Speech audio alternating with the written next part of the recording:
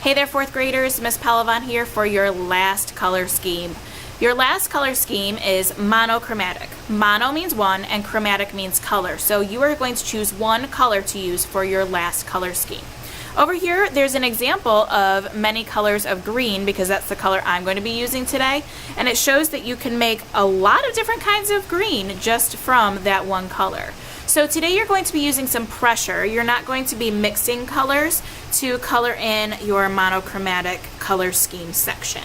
So I'm going to flip this over, and thankfully it's kind of small. If yours is big, you're just going to be doing a variety of pressure. Remember, pressure is how hard or soft you push down on your material. So we're going to be using colored pencils. So I'm using green, and I'm going to color in one section very lightly with my colored pencil.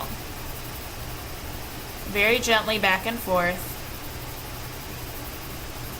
Kind of like you're tickling your paper and filling it in with a nice light green. I'm just going back in and filling in some of the other section. For the next section, I'm just going to push a little bit harder. So I like to hold my pencil this way. You can hold it however you choose. And I'm making it a little bit darker than the last section.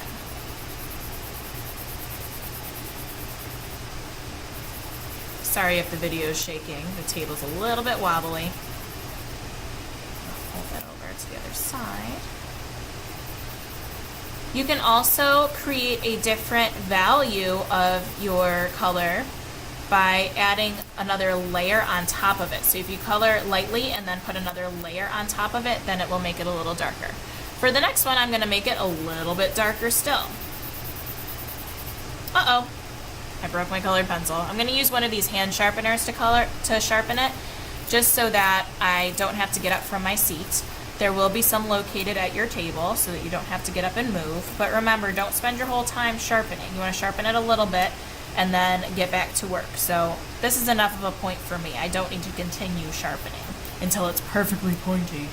So for this one, I'm going to make it a little bit darker.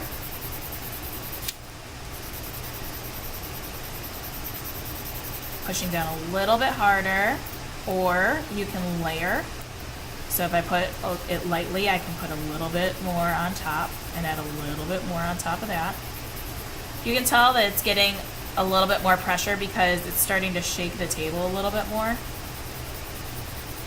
There, I just layered some on top. So now I have 3 different kinds of green on one piece of paper. So my last one, I'm going to push down really hard